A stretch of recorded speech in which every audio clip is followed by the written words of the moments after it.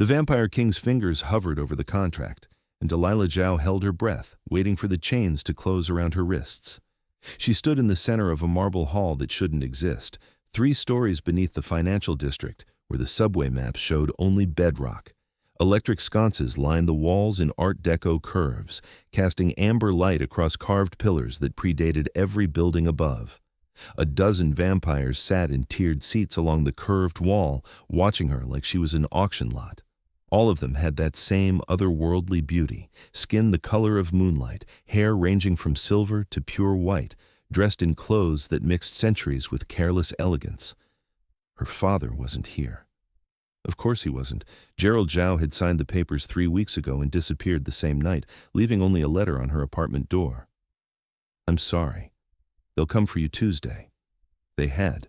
2 vampires in tailored suits, speaking in accents she couldn't place, explaining in polite tones that her father's debt had transferred according to blood law and modern contract statute, and she was required to attend settlement.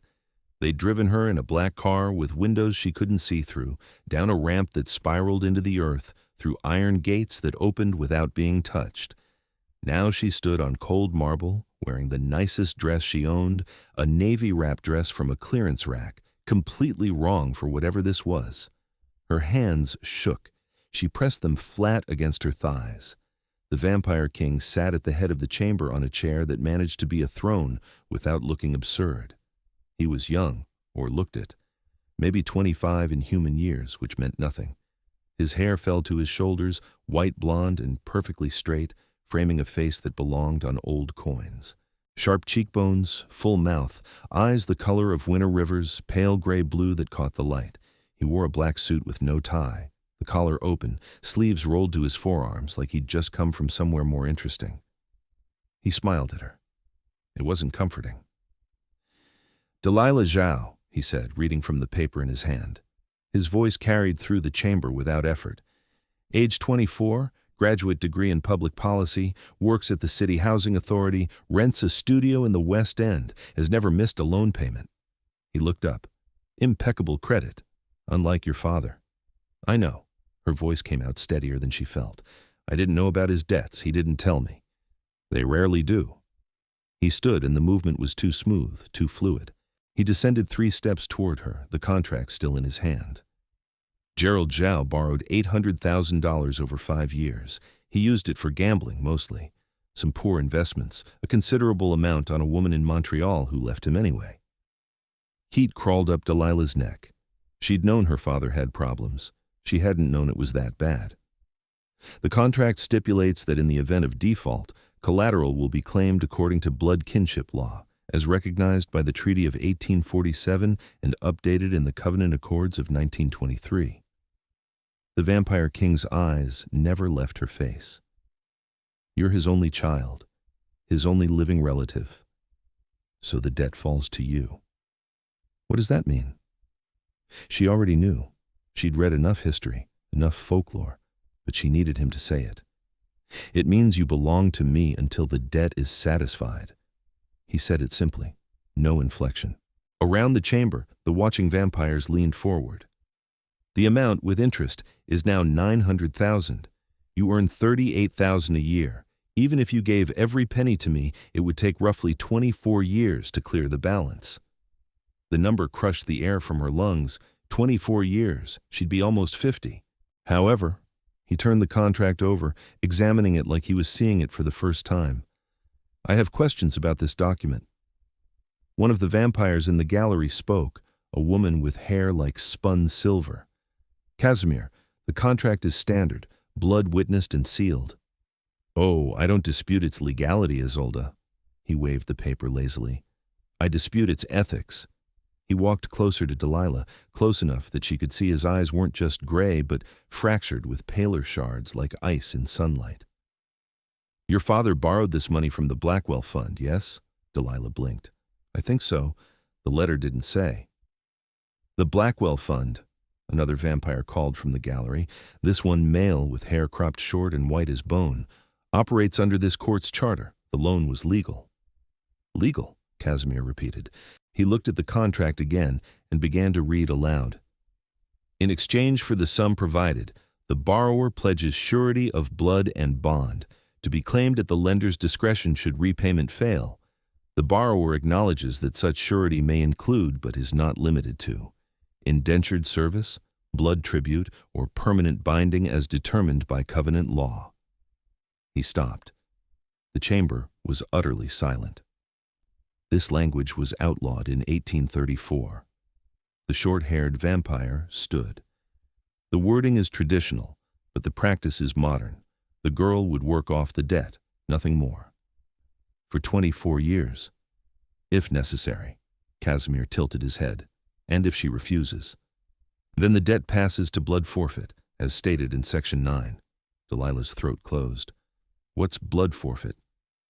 No one answered her. Casimir's smile had vanished. He looked at the vampire who'd spoken, and the temperature in the room seemed to drop. Explain it to her, Darian. Since you're so fond of the terms. Darian's jaw tightened. Blood forfeit means the debt is paid through voluntary donation, regular intervals, supervised and safe. For how long? Delilah asked. Until the debt is satisfied. How much blood equals $900,000? Darian said nothing. Casimir answered instead. At current rates, about 15 years of monthly donations, double sessions. Her stomach turned. She'd donated blood once in college and nearly fainted. The idea of doing it twice a month for 15 years made her knees weak. Casimir walked back to the brazier that stood beside his throne, an ornate bronze bowl on a tripod already burning with low flames. He held the contract over it. This practice is barbaric. I ended it 200 years ago. You suspended it, Isolde corrected. The council voted to preserve the legal framework for extreme cases. This isn't an extreme case. This is a man who gambled away his honor and tried to sell his daughter to cover it. She's not being sold, Darian snapped. The law allows for debt transfer. It's been our way for millennia. It was our way when humans were cattle. Casimir's voice went cold. We evolved past that, or I thought we had. He dropped the contract into the flames. Delilah lunged forward without thinking. Wait! The paper curled and blackened, edges glowing red. Casimir caught her wrist before she could reach the brazier. His hand was cool, not cold, and impossibly strong. Don't. That's the only proof of the debt. If you destroy it, then there's no debt. He released her, stepping back. The contract crumbled to ash. You're free, the chamber erupted. Vampires rose from their seats, voices overlapping in a language Delilah didn't recognize. Isolde's words cut through the chaos. You can't simply burn a blood witness contract. I just did. The lenders will demand restitution. Let them demand it from me. Casimir turned to face the gallery, utterly calm. I'll pay the Blackwell Fund $900,000 myself. The debt is cleared. The girl is free. Delilah's ears rang. She couldn't process what she was hearing. Darian descended from the gallery, fury in every line of his body. You exceed your authority. The council established debt court to maintain order, to provide recourse to exploit desperate humans and pretend we're doing them a favor. Casimir's voice didn't rise, but every vampire in the room went still. I am king of this court. I have the authority to forgive any debt brought before me. I choose to forgive this one. On what grounds? On the grounds that I find it distasteful. He said it lightly, almost bored. Is that sufficient? Isolde moved to stand beside Darian. She was older, Delilah realized, not in appearance, but in the way she carried herself. Ancient.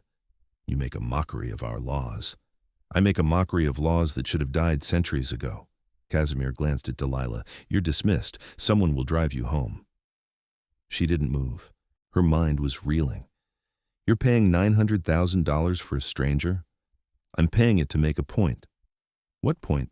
His smile returned, quick and devastating. That I can. Isolde's eyes narrowed. This will have consequences, Casimir. Everything does. He waved a hand. Court is dismissed. Send the bill to my estate. The vampires filed out slowly, throwing glances at Delilah that ranged from curious to hostile. Darian paused at the chamber door. This isn't over. It rarely is with you. Casimir didn't watch him leave. He was looking at the ashes in the brazier. When the last vampire had gone, the chamber felt cavernous. Delilah stood in the center of the marble floor, trying to understand what had just happened. Why? Why what? Why did you do that? Casimir shrugged. I was bored. Debt court is always tedious. That's not an answer. It's the only one I have. He walked past her toward the exit. There's a car waiting. The driver will take you wherever you want to go. She followed him. I don't understand.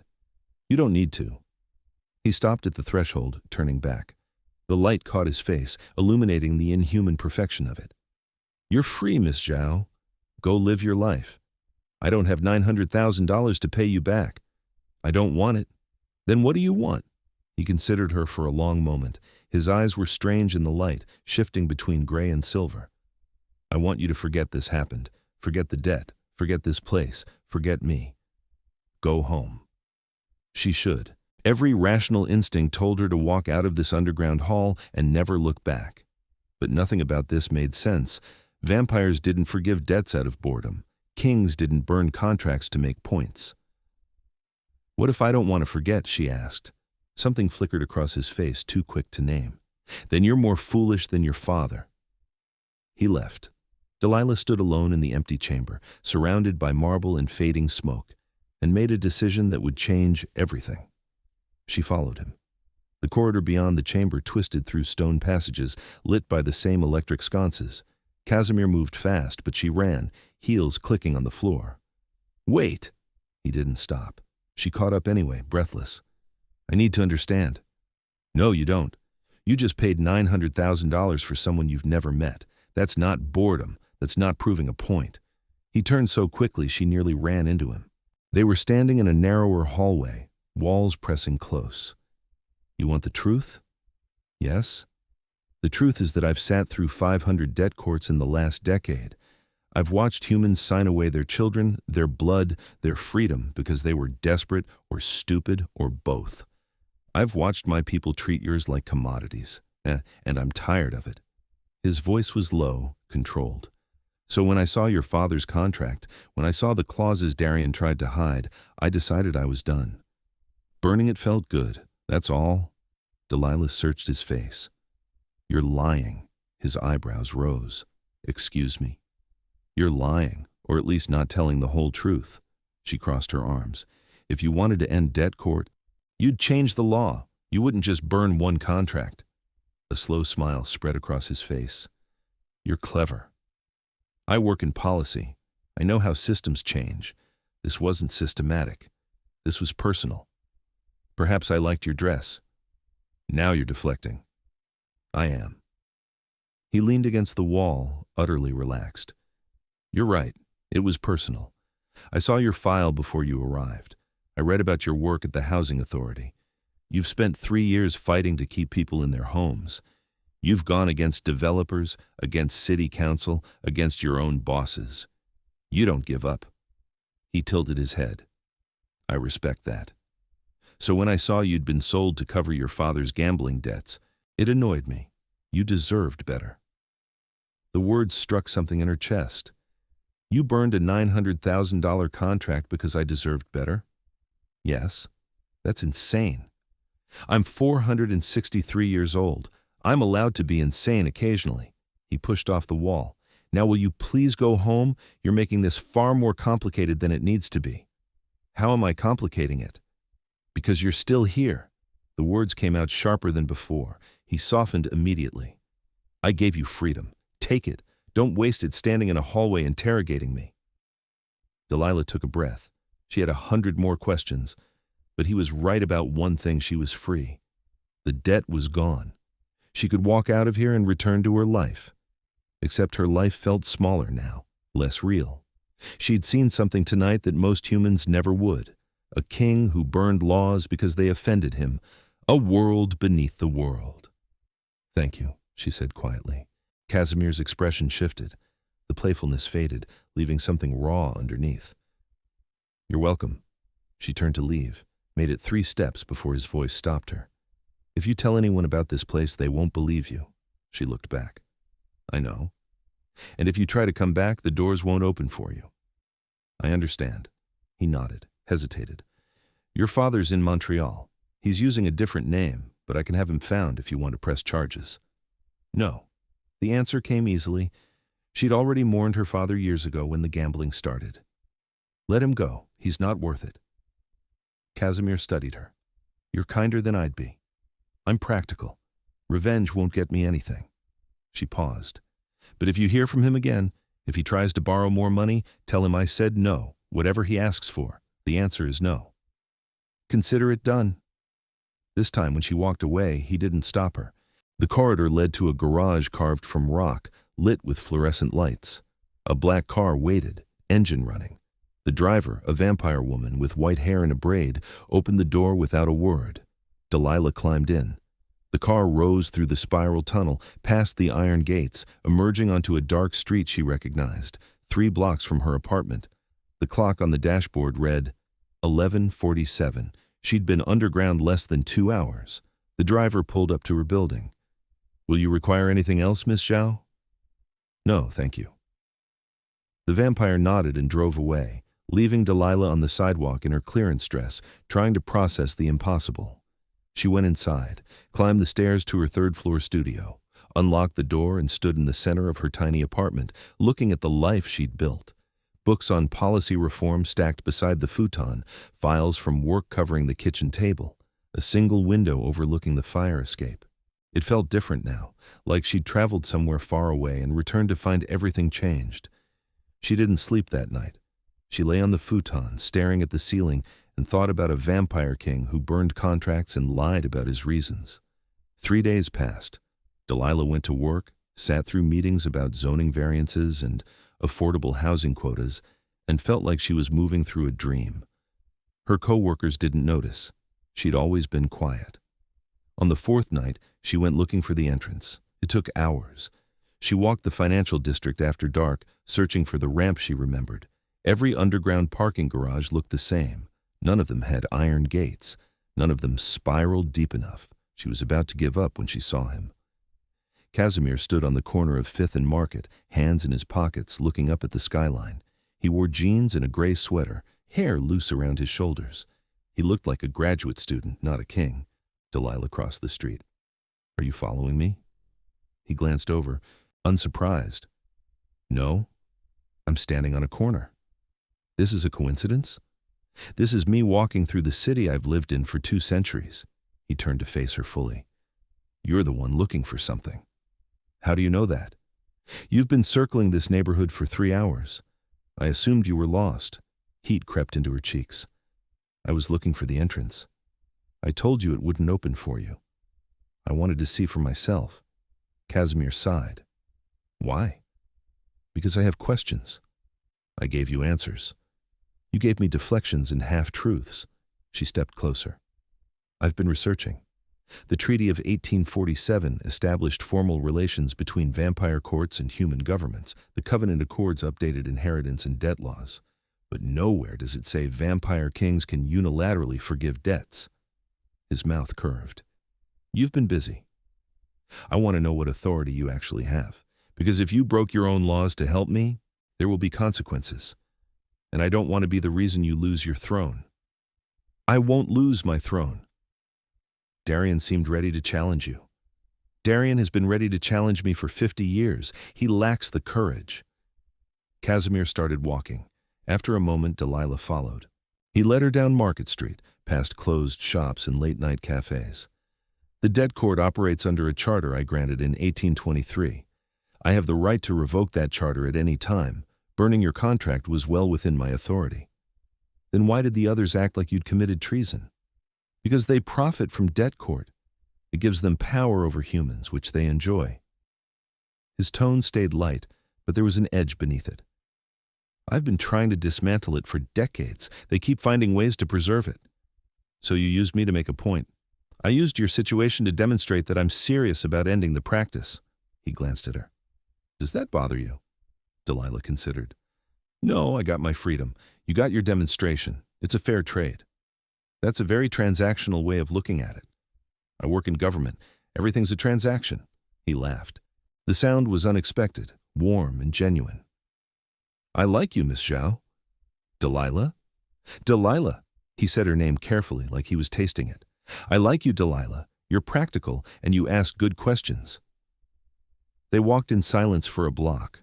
Delilah found herself relaxing despite the strangeness of the situation. Can I ask another question? Will you leave me alone if I answer? Probably not. Then go ahead. Why did you really help me? She stopped walking, forcing him to face her.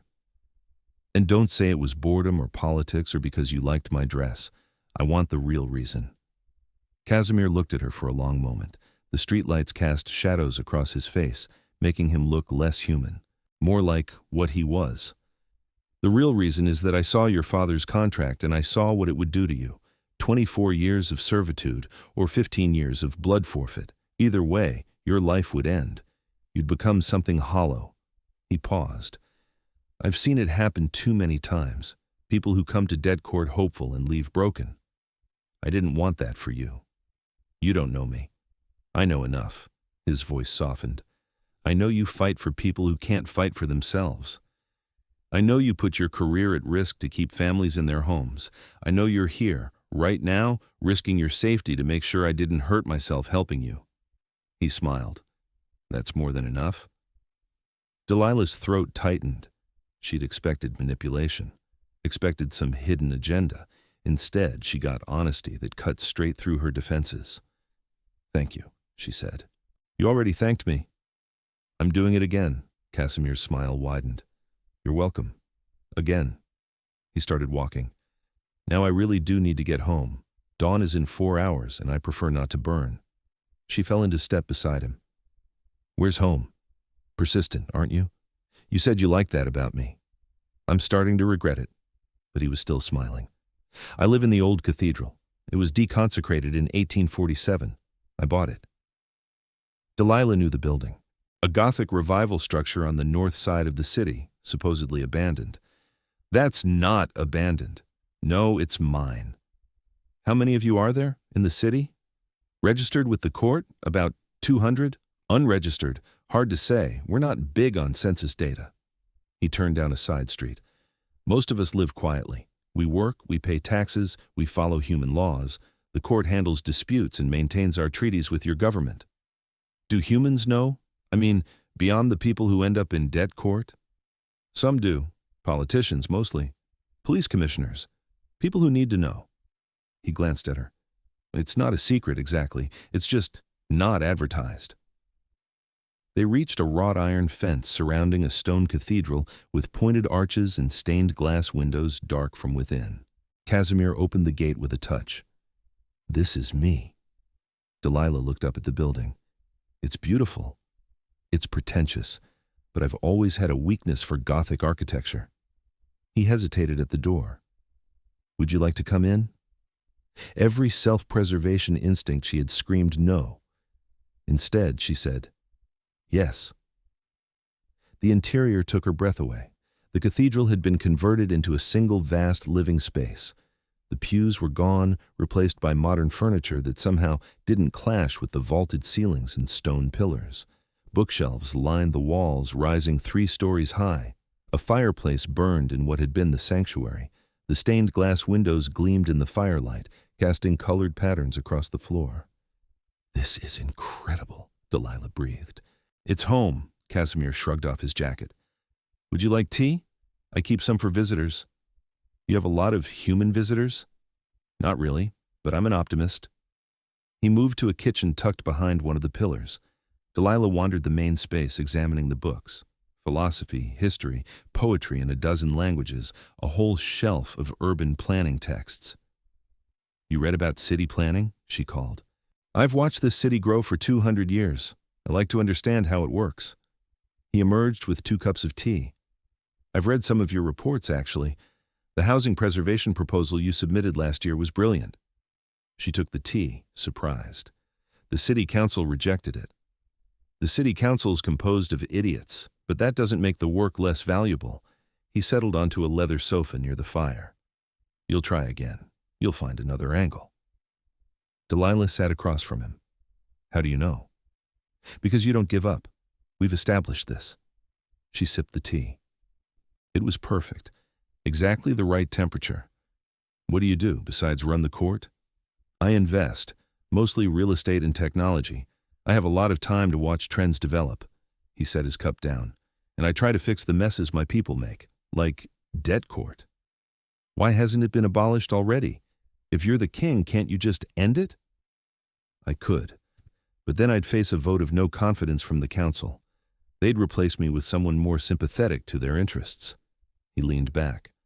I have to dismantle it piece by piece, show them the debt court weakens us, makes us look barbaric to the modern world. It's slow work. So burning my contract was a piece of that. A rather dramatic piece, yes. Delilah set her tea down. What happens now with the council? They'll argue. They'll demand I reinstate the contract or face censure. I'll refuse. Eventually, they'll realize I'm not backing down, and they'll find a new battle to fight. He met her eyes. You don't need to worry about it. But I am worried. You said there would be consequences. For me, not for you. That doesn't make me feel better. Casimir tilted his head, studying her. Why do you care what happens to me? It was a fair question. She'd known him for less than a week. He was a vampire, a king, something fundamentally not human. She should be terrified. Instead, she was sitting in his home, drinking tea, worried about his political problems. I don't know, she admitted, but I do. Something shifted in his expression. The playfulness faded, leaving raw vulnerability. That's dangerous. Why? Because I'm starting to care what happens to you too. He said it quietly, and that never ends well. The fire crackled in the silence. Delilah's heart beat too fast. Maybe this time it could be different. You don't know what you're saying. I know exactly what I'm saying. She stood, crossed to where he sat. I know you're a vampire. I know you're immortal. I know this probably can't work. But I also know I haven't been able to stop thinking about you since you burned that contract. Casimir looked up at her. His eyes were pure silver in the firelight. You should go home. Do you want me to? No. The word came out rough. But you should anyway. She sat beside him instead, close enough to feel the coolness of his skin. I'm not going anywhere. He reached out slowly, giving her time to pull away. His fingers brushed her cheek. You're making this impossible. Good. She leaned into his touch. You made my life impossible first. He laughed, soft and broken. Then he kissed her. It was careful at first, testing. Then Delilah pressed closer, and careful became desperate. His hand slid into her hair. She gripped his shoulder, feeling the inhuman strength beneath the sweater. He tasted like winter and smoke and something indefinable. When they broke apart, both breathing hard, he rested his forehead against hers. This is a terrible idea, he murmured, probably. I'm 400 years older than you. I noticed. I'm not human. I don't care. She pulled back enough to meet his eyes. Do you want me to leave? No. Then stop giving me reasons to. He kissed her again. This time there was no hesitation. He pulled her into his lap and she went willingly, wrapping her arms around his neck. Time dissolved. There was only the heat of the fire and the coolness of his skin and the way he touched her like she was something precious. When dawn began to lighten the stained glass windows, Casimir pulled away reluctantly. I need to sleep. Delilah nodded, dizzy. I should go to work. Call in sick. I can't. You can. He stood, steadying her. Stay. Sleep in the guest room. We'll talk when I wake up. She should refuse. She had meetings, reports to file, a normal life to return to. But normal felt impossible now. Okay, she said. He showed her to a room on the second floor, accessed by a spiral staircase. It had been a choir loft once. Now it held a bed and more bookshelves and a window that faced east. Casimir handed her a shirt to sleep in. I'll be downstairs, he said. In the crypt, don't open the door. Why not? Because it's sealed against sunlight. If you open it during the day, you'll flood the room with light and I'll burn. He said it matter-of-factly. The door is marked. You can't miss it. Delilah shivered. I won't open it. I know. He kissed her forehead. Sleep well, Delilah. He left. She changed into his shirt, which smelled like him, and climbed into the bed. Despite everything, she fell asleep almost immediately. She woke to darkness and the smell of food. Confused, she checked her phone. 8 p.m. She'd slept almost 12 hours. Downstairs, Casimir was cooking. He'd changed into dark slacks and a white shirt, sleeves rolled up. He looked up when she appeared. You're awake. You cook? I remember how. It's been a while since I've eaten, but the skills remain. He gestured to the table near the kitchen. I made pasta. I hope that's acceptable. Delilah sat. The table was set with real plates, real silverware, wine and crystal glasses. This is surreal.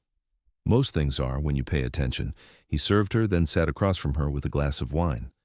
Did you call work? I texted my supervisor, said I had a family emergency. Not entirely a lie. She took a bite of the pasta. It was perfect. You're a good cook. I had a lot of practice before I turned. He sipped his wine. I was a chef's apprentice in Lyon before everything changed. How were you turned? His expression went distant. That's a long story. I have time. He considered, then nodded. I was 24. It was 1587. France was tearing itself apart over religion. I was Catholic, my master was Protestant, and none of it seemed to matter in the kitchen. We just cooked. He swirled his wine. Then the soldiers came. They killed my master, burned the inn. I tried to fight. I failed. Delilah's chest tightened. What happened? I was dying in the street when she found me. Marguerite, she was old even then, 1,000 years, maybe more.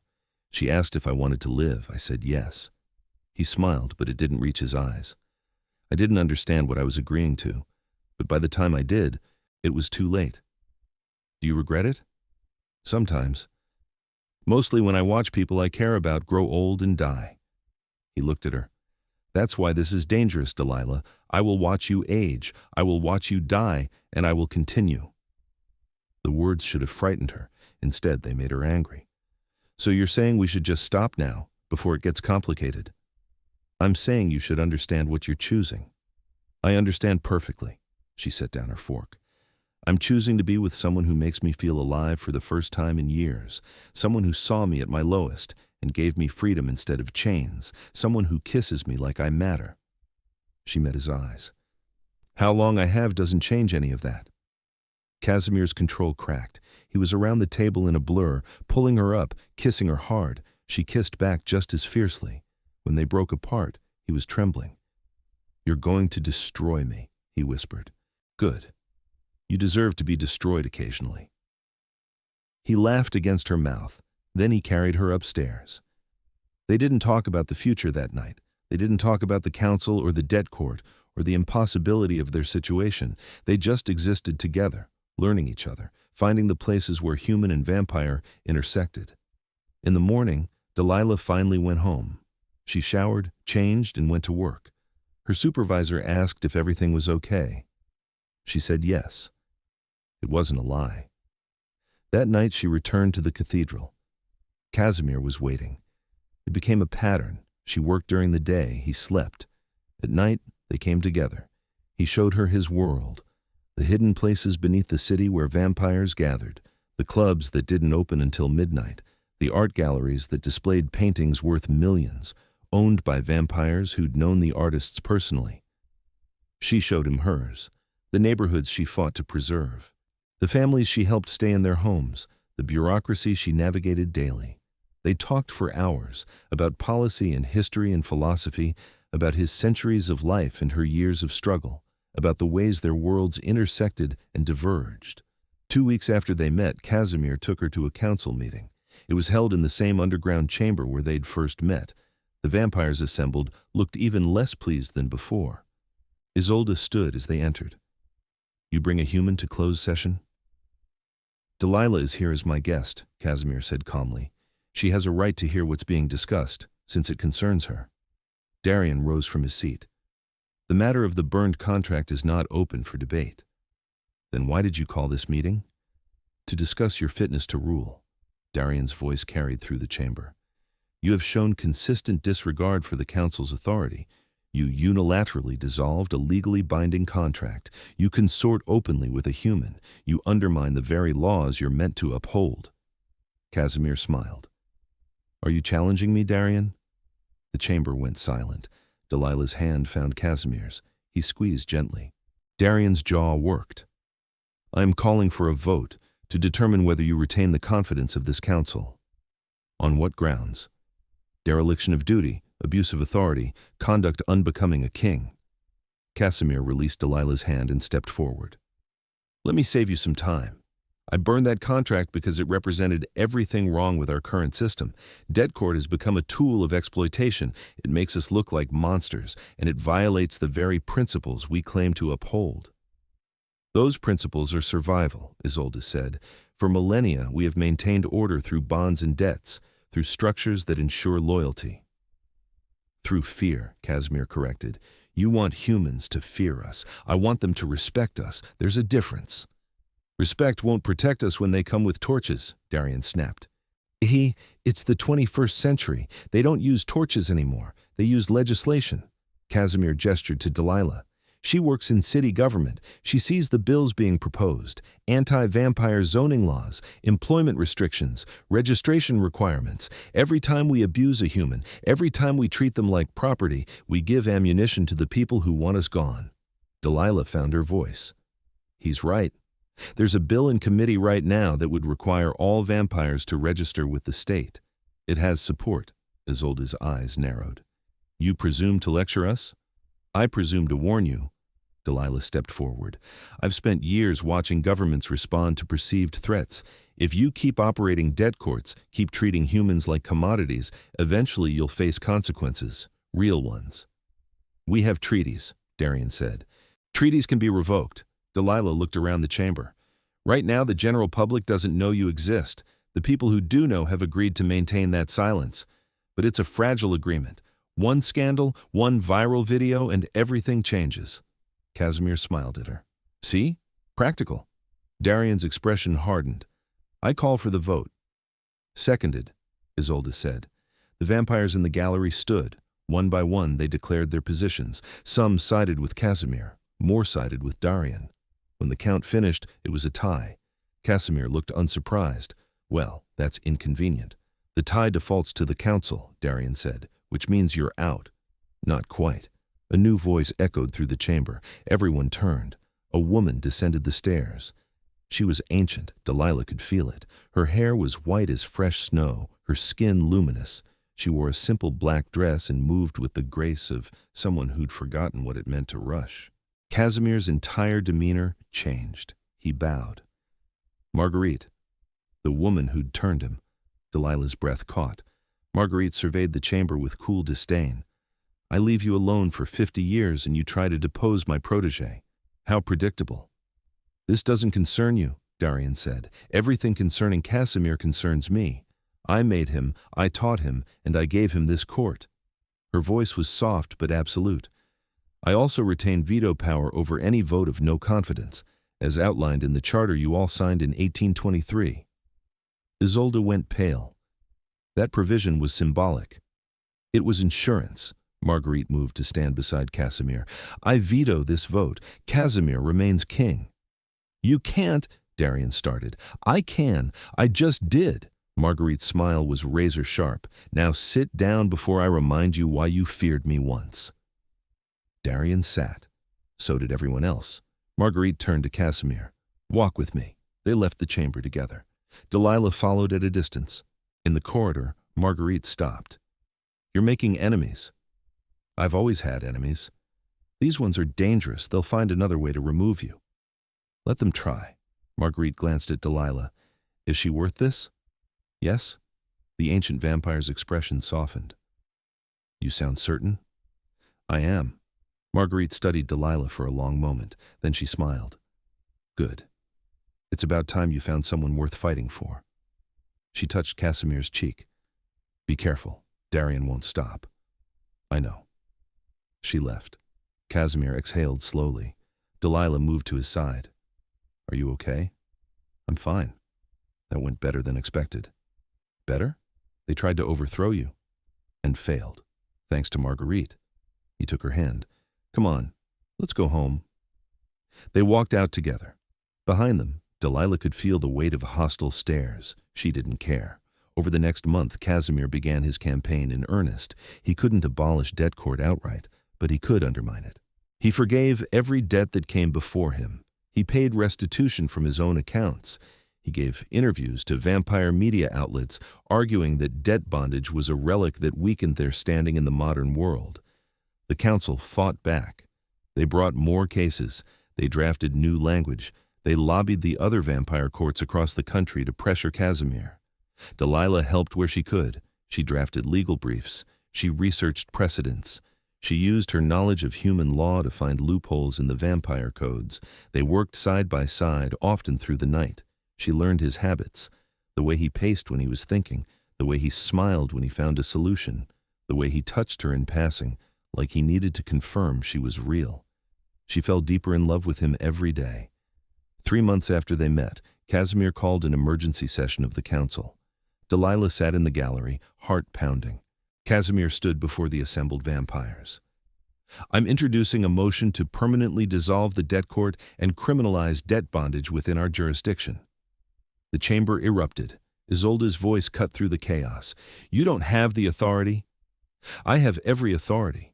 As king, I can propose changes to our legal code. The council votes. Majority rules." He smiled. "Unless you'd like to challenge the charter again?" Darian stood. "This motion will fail, you know that." "Perhaps, but it will be on record. Every council member will have to declare their position publicly, and Delilah has been kind enough to ensure that record will be shared with certain human authorities who have an interest in our activities." Delilah's stomach dropped. They hadn't discussed this. Isolde's eyes went cold. "You're threatening us?" "I'm ensuring transparency." Casimir's voice remained calm. "The days of operating in shadow are ending. We can evolve willingly, or we can be dragged into the light. I prefer the former." The vote was called. This time the count wasn't close. The motion passed by a significant margin. Vampires who'd opposed Casimir before now sided with him, unwilling to risk exposure. When it was done, Casimir looked at Delilah. She saw the exhaustion in his face, the cost of the victory. She also saw relief. They left the chamber together. Outside in the spiral tunnel, he pulled her into his arms. "Thank you. I didn't do anything. You gave me a reason to keep fighting." He kissed her hair. "That's everything." The next night, Casimir held the first debt forgiveness ceremony in the cathedral. He invited every human who'd been bound by debt court in the last decade. Delilah helped organize it, sending invitations, arranging transportation. 73 people came.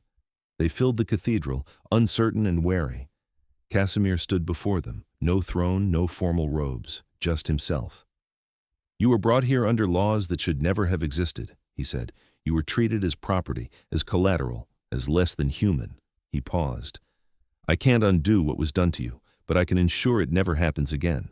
As of today, debt bondage is illegal within this court's jurisdiction. Every contract signed under the old law is void. You are free." Silence. Then a woman in the front row started crying. Others joined, relief and disbelief and rage all mixing together. Casimir continued, "We're establishing a fund to provide restitution. It won't be enough. Money never is. But it's a start." He looked across the crowd. "I'm sorry for what my people did to you, for the time you lost, for the fear you carried. I'm sorry." The woman who'd been crying stood. "Why should we believe you?" "Fair question." Casimir didn't flinch. "Because I'm going to spend the rest of my very long life proving it. This is just the beginning." Another person stood, then another. They had questions, anger, demands. Casimir answered all of it. He didn't defend the old laws. He didn't make excuses. He just listened and acknowledged and promised change. Delilah watched from the side, throat tight. This was what she'd fallen in love with. Not the power or the immortality, but this, the willingness to admit fault, to do better. The ceremony lasted hours. When the last person left, Casimir sat on the steps of the sanctuary, head in his hands. Delilah sat beside him. "That was brave," she said. "That was necessary." He looked at her. "I meant what I said. This is just the beginning." "I know. It's going to take decades, maybe longer. There will be resistance, setbacks." "I know." He took her hand. "I want you with me. For all of it." Delilah's heart clenched. "Casimir, I know what I'm asking. I know you're human. I know you'll age and I won't, but I don't care. I want whatever time we have." His grip tightened. "Unless you don't." She kissed him, fierce and sure. "I want it, all of it, however long I have." He rested his forehead against hers. "It won't be enough. It will never be enough." Then we make the most of it. They sat together on the cathedral steps as dawn approached, holding each other in the colored light of the stained glass. 6 months later, Delilah moved into the cathedral. She kept her job at the housing authority, but spent her nights with Casimir. They fell into a rhythm. She worked on housing policy during the day. He managed court business and investments. At night, they came together and the world narrowed to just them. They traveled. He showed her cities he'd lived in over the centuries. Paris, where he'd been born. Rome, where he'd learned to navigate vampire politics. New York, where he'd first arrived in America. She showed him the future, the legislation being passed, the cultural shifts happening, the ways the world was changing faster than he'd ever seen. They argued sometimes about politics, about strategy, about the impossible calculus of their relationship, but they always came back together. A year after they met, Casimir proposed. They were in the cathedral, sitting by the fire. He'd been quiet all evening. Finally, he turned to her. "I have a question." "Okay. It's probably foolish. You can say no." Delilah's heart started racing. "Ask." He pulled a ring from his pocket. It was old, gold set with a dark ruby. "This was my mother's. She gave it to me before I left Lyon. I've kept it for 4 centuries. He met her eyes. "I want you to have it, if you'll marry me." Delilah's vision blurred. "Yes." "You didn't let me finish." "I don't need to hear the rest. Yes, absolutely yes." He slid the ring onto her finger. It fit perfectly. Then he kissed her, and she tasted salt. After a moment, she realized he was crying. They married a month later in the cathedral. It was a small ceremony. Marguerite attended, along with a few vampires from the court who'd become allies. Delilah's friends from work came, confused but happy for her. She didn't have family left to invite. Casimir wore a black suit. Delilah wore a simple white dress. Marguerite officiated, using words that blended human and vampire traditions. When it was done, when they'd exchanged vows and rings, Casimir kissed his wife and whispered, "Thank you." "For what?" "For choosing this. For choosing me." "Always," Delilah promised. The reception lasted until dawn. Vampires and humans mingled awkwardly at first, then with increasing ease. By the end of the night, Delilah's supervisor was deep in conversation with Isolde about urban planning, and Darian was arguing good-naturedly with her coworker about housing policy. When the last guest left, Casimir carried Delilah upstairs. They made love as the sun rose, painting the room in colored light through the stained glass. Afterward, lying tangled together, Delilah traced patterns on his chest. "I have something to tell you." He tensed. "What?" "I've been thinking about turning." Casimir went very still. "Delilah, I know what you're going to say, that I should live my human life, that I shouldn't make this decision lightly, that immortality is a burden." She propped herself up to look at him. "I've thought about all of it, and I still want it." "Why?" "Because what we're building, the reforms, the changes to how vampires and humans coexist, it's going to take more than a human lifetime. I want to see it through. I want to fight beside you for centuries, not just decades." She touched his face. "And selfishly, I want more time with you. I want hundreds of years, not just 50. Casimir's eyes shimmered. "You understand what you'd be giving up? Children, growing old, dying peacefully." "I understand. I'm choosing this anyway." He pulled her close, burying his face in her hair. "When?" "Not yet. I want a few more years as human, to say goodbye to the sun properly, to finish some projects at work." She smiled. "But eventually, if you'll turn me." "I will, when you're ready." He kissed her temple. "I love you." "I love you too." They fell asleep as the sun climbed higher, wrapped around each other, dreaming of the future they'd build together. 3 years passed. Delilah continued her work at the housing authority, rising to director of the preservation division. She pushed through policies that kept families in their homes, that protected vulnerable communities. She became known as fierce and uncompromising. Casimir continued dismantling the old systems. With debt court abolished, he turned his attention to other archaic laws. He reformed how vampires interacted with human legal systems. He established oversight committees. He made enemies and allies in equal measure. Together, they created a foundation to support humans who'd been harmed by vampire practices. It offered legal aid, counseling, financial assistance. Delilah ran it during the day. Casimir funded it at night. The work was slow, frustrating, but it mattered. On their third anniversary, Delilah told Casimir she was ready. They chose the spring equinox. Symbolic, she said, a balance between light and dark. Marguerite came to oversee the turning. She'd done it before, countless times. She knew how to ensure Delilah survived the transition. The night before, Delilah sat with Casimir in the cathedral. "Are you scared?" he asked. "Terrified," she admitted, "but certain. That's all anyone can ask." She looked around the cathedral, at the home they'd built together. "Will I be different? After?"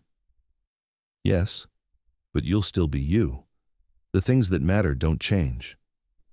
"Promise?" "I promise." The turning happened at midnight. Marguerite supervised while Casimir knelt beside Delilah. He'd explained the process. His venom would enter her bloodstream. Her heart would slow, then stop. She'd die, then she'd wake. It would hurt. He'd been honest about that. Delilah lay on the bed in their room, dressed in white. Casimir took her hand. "Last chance to change your mind." "Not changing it." He smiled. Then he leaned down and bit her throat. The pain was immediate and absolute, fire in her veins. She screamed. Casimir held her, whispering apologies. Marguerite monitored her vital signs, calm and clinical. Delilah's heart raced, trying to fight the venom. Then it slowed, slower, slower. It stopped. Darkness swallowed her. She woke to a world transformed. Everything was sharper, the colors more vivid. She could hear Casimir's breathing, steady and unnecessary. She could smell the stone of the cathedral, the burning candles, the lingering scent of her own humanity. She sat up. Casimir was beside her immediately. "Delilah, can you hear me?" "Yes." Her voice sounded different, clearer. "I can hear everything," Marguerite smiled. "The turning was successful. Welcome to immortality, child." Delilah looked at her hands. They were paler, luminous in the candlelight. She touched her hair. It had lightened, now streaked with white blonde. Casimir helped her stand. She was stronger, so much stronger. She took a step and nearly stumbled. He caught her. "It takes time to adjust." "How much time?" "A few weeks, maybe a month." She looked at him. Really looked. She could see details she'd missed before. The faint lines at the corners of his eyes that remained from his human life. The exact shade of gray in his irises.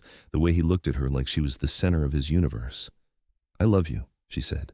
"I love you too." He kissed her carefully. "How do you feel?"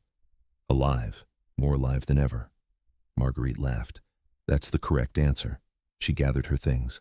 "I'll leave you two alone. Delilah, if you have questions, call me. The first year is always the hardest." She left. Casimir led Delilah to the window. "You'll need to avoid sunlight now. We have UV blocking glass installed, but direct exposure will burn." "I know. You'll need to feed. Blood. I can show you how to do it safely." "Okay." He turned her to face him. "And you'll need to be patient with yourself. This is a complete transformation. Nothing will feel normal for a while." Delilah nodded. Then she kissed him. This time, it was different. She could feel his coolness matching hers, could feel the strength in both of them, could sense the centuries stretching ahead. When they broke apart, she was smiling. "I'm ready." "For what?" "Everything." They spent the next weeks learning her new body. Casimir taught her to control her strength, to feed from donors without harming them, to move through the night city without drawing attention. Delilah took to it faster than he'd expected. She was methodical, treating it like any skill to be mastered. Within a month, she could pass for human when needed. Within 3, she was comfortable in her new existence. She returned to work, explaining her sudden paleness as a medical condition. She installed blackout curtains in her office and scheduled all meetings for late afternoon or evening. Her coworkers adapted. The foundation flourished. With Delilah now able to work nights, she and Casimir ran it together. They helped hundreds of people, gave them resources to rebuild lives that had been shattered by the old laws. 5 years after the turning, they held another ceremony. This one was to celebrate a decade since debt court's abolition. the cathedral filled with people human and vampire who'd been part of the fight. Casimir gave a speech about the work still ahead. Delilah stood beside him, his partner in every sense. Afterward, as they cleaned up, Isolde approached. She looked older somehow, though vampires didn't age. Tired. "I owe you an apology," she said. Casimir raised an eyebrow. "That's unexpected." "I fought your reforms. I thought they would weaken us. I was wrong." She looked around the cathedral, at the mixed crowd still lingering. "This is stronger. Humans and vampires working together. It's stronger than fear ever was." Delilah spoke. "Thank you for saying that," Isolde nodded. "I'd like to help, if you'll have me." Casimir extended his hand. "We'd be honored." They shook. It felt like the closing of an old chapter and the opening of a new one. That night, alone in their room, Delilah curled against Casimir. "We did it." "We did what?" "Change the world. Just a little." He kissed her hair. "We're not done yet."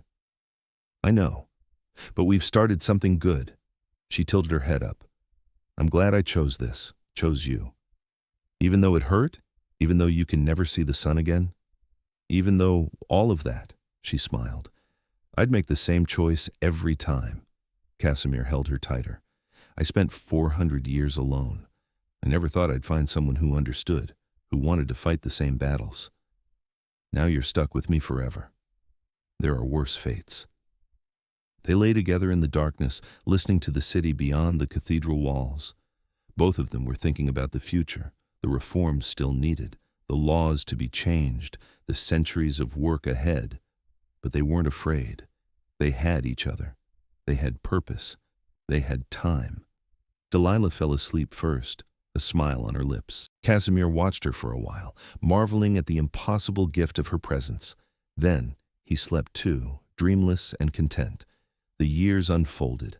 A decade became 2. 20 years became 50. Delilah and Casimir worked side by side, reshaping how vampires and humans coexisted. Other courts across the country began adopting their reforms. Debt bondage became universally outlawed. Blood treaties were updated to ensure consent and safety. It wasn't perfect. There were still conflicts, still vampires who resisted change, still humans who feared and hated. But progress happened, slowly, painfully, but undeniably. Delilah never regretted her choice. The sun was a distant memory, replaced by the beauty of the night. The people she'd known in her human life aged and passed, but she found new friends, new allies. She and Casimir grew together in ways she hadn't imagined possible. They learned each other over decades instead of years, discovered new layers, new depths. On their 50th anniversary, they returned to the underground chamber where they'd first met.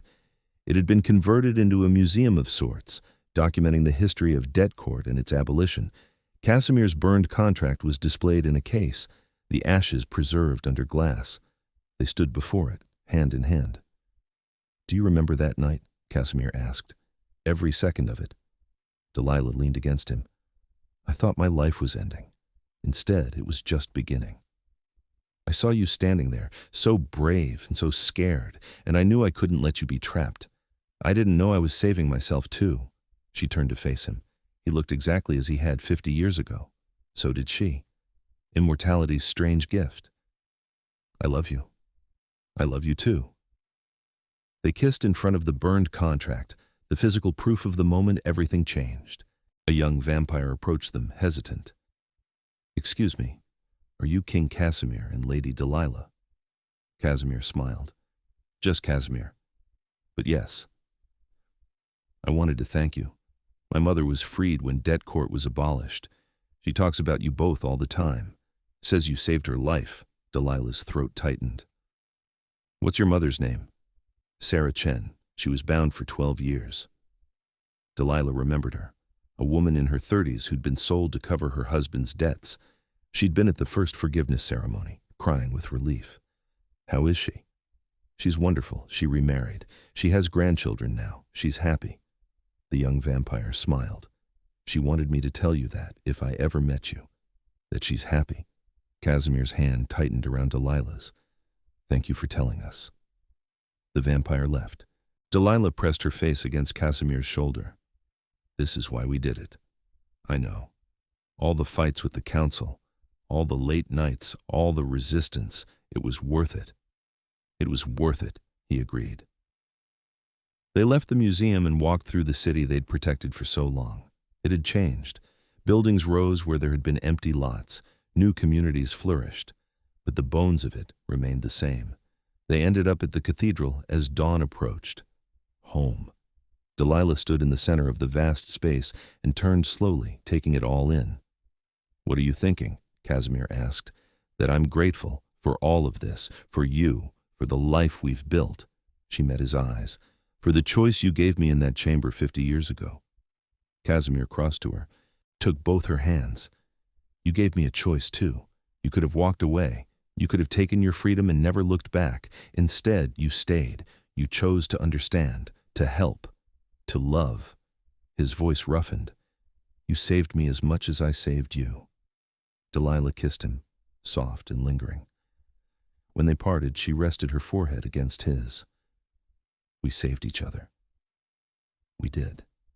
They stood together as the first light of dawn touched the stained glass windows, casting colored shadows across the floor.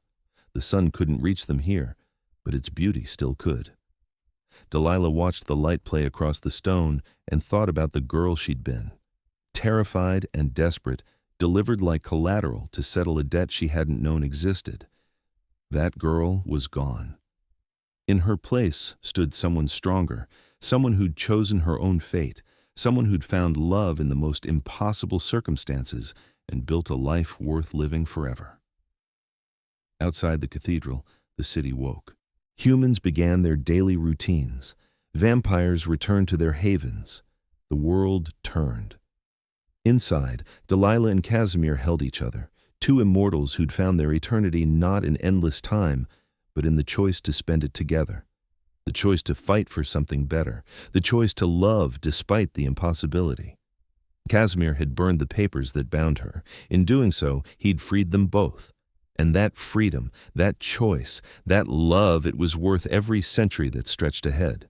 Worth every battle fought and every challenge faced. Worth everything. Delilah smiled against his shoulder. Casimir tightened his arms around her. The colored light shifted and changed around them. And together, they began another day in their long, impossible, beautiful life.